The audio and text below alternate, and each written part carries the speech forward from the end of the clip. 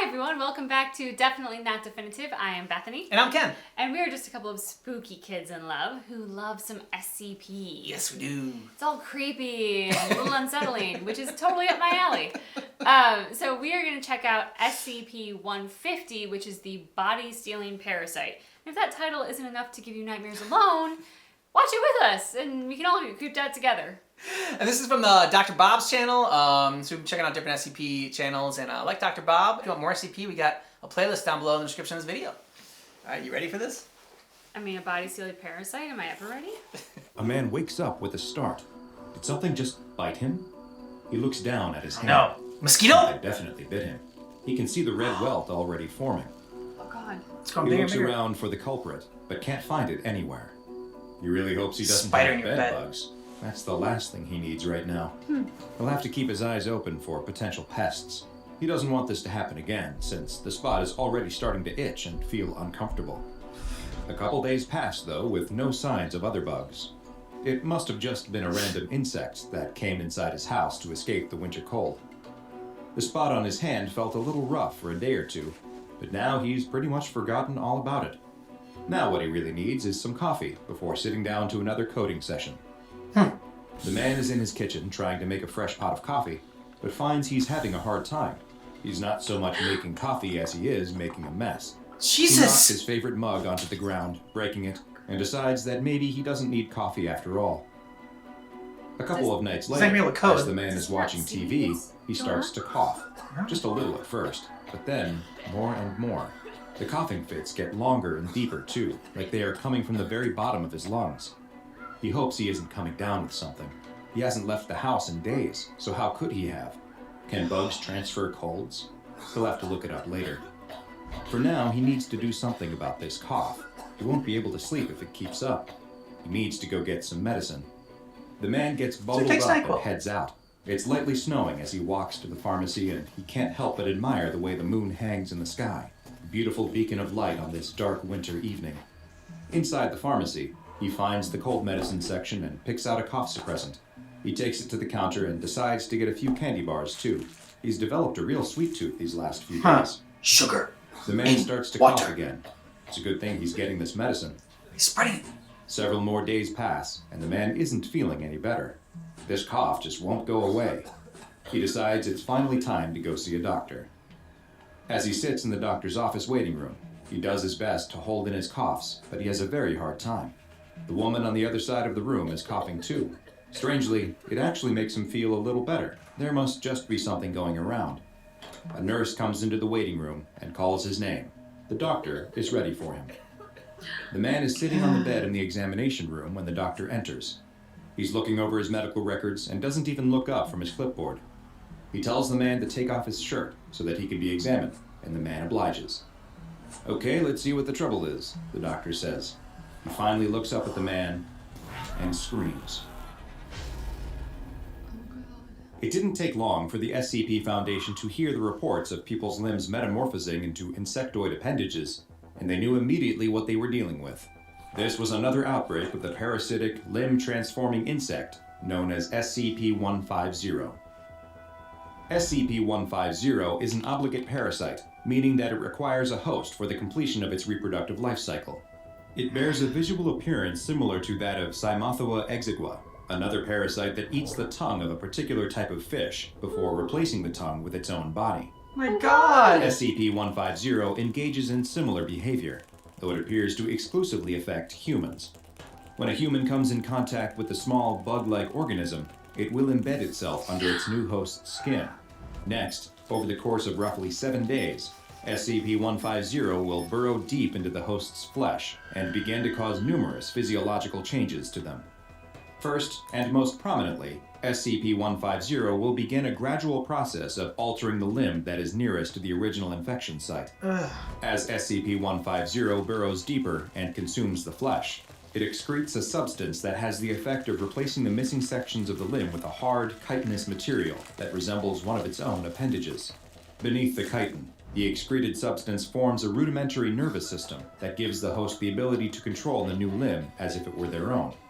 As it feeds, SCP-150 also secretes several chemicals that contain anesthetic, immunosuppressant, and transplant-rejecting properties that keep the host's body from responding to the changes, or even reacting at all.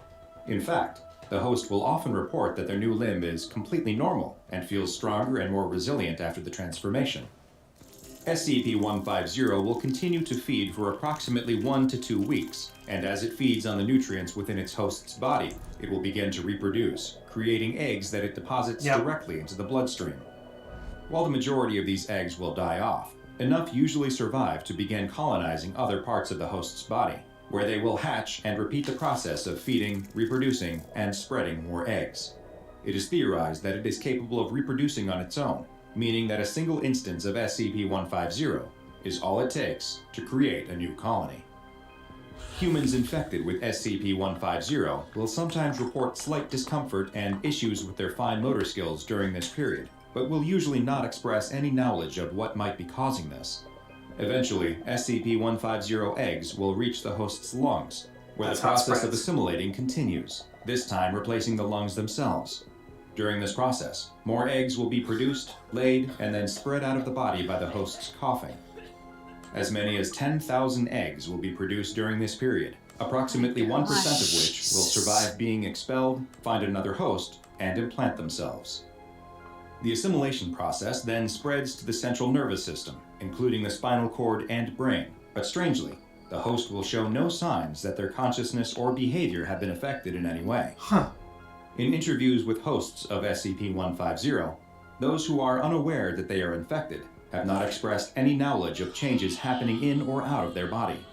When subjects are made aware that they have been infected, they will be able to point out the site of the original infection and agree that a change has taken place, but they seem to have no ill will towards their new chitinous appendages, and will often express positive feelings about it.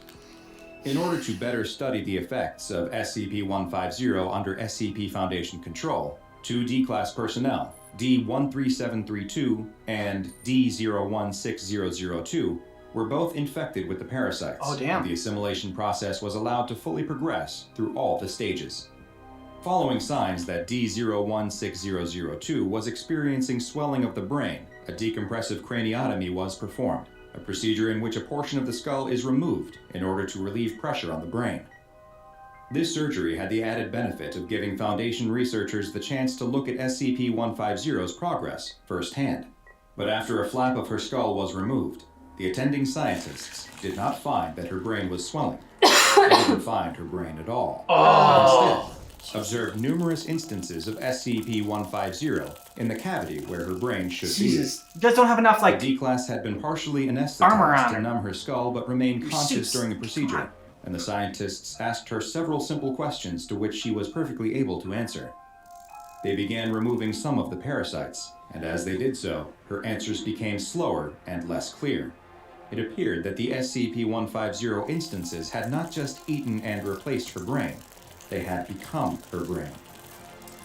For the next experiment, they would use the instances of SCP-150 that had been removed from D-13732's nervous system after he had been euthanized following the discovery that his entire nervous system had also been replaced entirely by SCP-150. Jesus. The parasites taken from his brain cavity were placed into D-016002's, and the results were nothing short of incredible. After observing a period of time where the organisms appeared to move and rearrange themselves within her skull, she regained consciousness. Once awake, not only did her cognitive functions immediately improve, when she was asked to state her name, she told them it was Michael, D-13732's name. It is unknown why SCP-150 engages in this peculiar life cycle, but the danger it poses to humans and the difficulty in keeping it contained has led the SCP Foundation to classify it as Keter. Some of the more erudite researchers have taken to calling the parasite the Ship of Theseus, a play on the philosophical notion that questions whether something that has had all of its parts replaced is still fundamentally the same, or if it has become something new.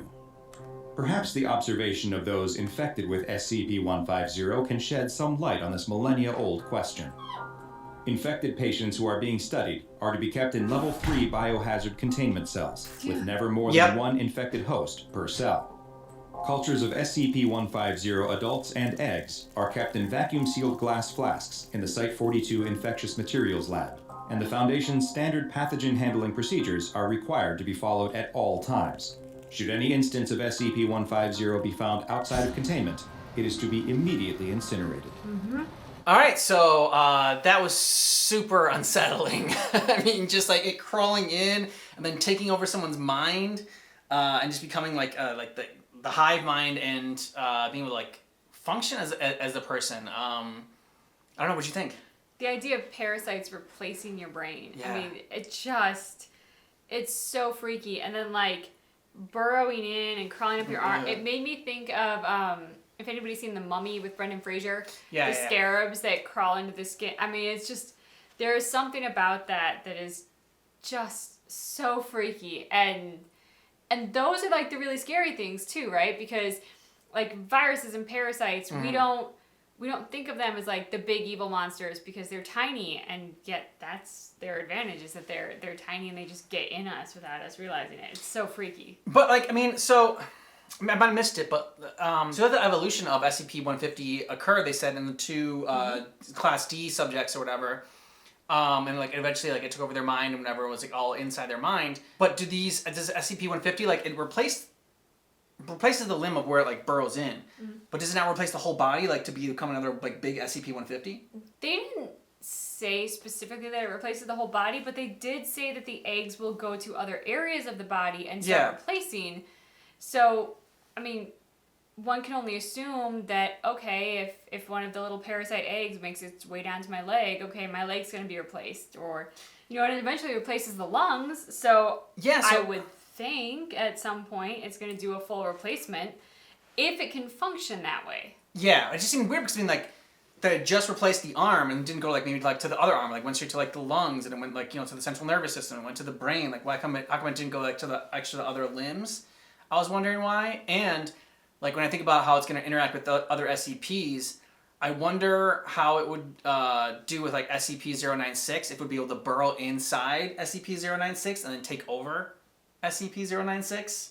If it did, would it then not be the shy guy anymore? And then would it not like care if you took a picture of it? Because like it would be a different different mind. Well, except that they were still like, they still seem to be of their own mind in that when asked the identity, the female subject D said their name was Michael. So like, they still knew who that. It seems as though when it replaces the brain, it stops the body from recognizing that there is a different appendage or that anything is wrong with them per se, but doesn't necessarily take away sort of who they are on some level. Is weird. Super freaky. At certain times, like when I went to the pharmacy and was picking up the cough medicine or whatever, doesn't know that its arm is like, you know, like not natural, so it's trying to hide that, so it's using the other. I noticed it was like in his pocket when he was at the doctor's and stuff like that. But then like when he paid for the pizza, like he showed it to the pizza delivery guy. So I didn't know if that's if it's something, again, if it's taking over the mind, if it's trying to hide itself so that it's not being discovered, so that it can continue to spread its you know, more and more. Yeah, it's a good question because it definitely seemed to put the host's blinders on to the transformation. But I mean, if you're completely blind to a transformation within yourself, you're not trying to hide it. You're unaware of it's taking place. At the same time, if it's a hive mind and the hive mind knows that something unnatural is happening through you, are they trying to make this like, oh, maybe it's cold on my left side, I'm going to keep my left hand in my pocket for no reason whatsoever. You know, like how does it kind of controls you, so how does it control you? In what way is it making you think the way that you're thinking? So a lot of questions. Again, this was a good SCP. I really enjoyed this one. I thought it was freaky. Good job by Dr. Bob, and it was a very freaky one and very disturbing and just, a good unsettling one. Very unsettling. We have more SCP reactions down below in the description of this video, including some short films that we reacted to from the SCP world, and just keep in mind that our reaction to SCP-150, the body-stealing parasite, is definitely not definitive.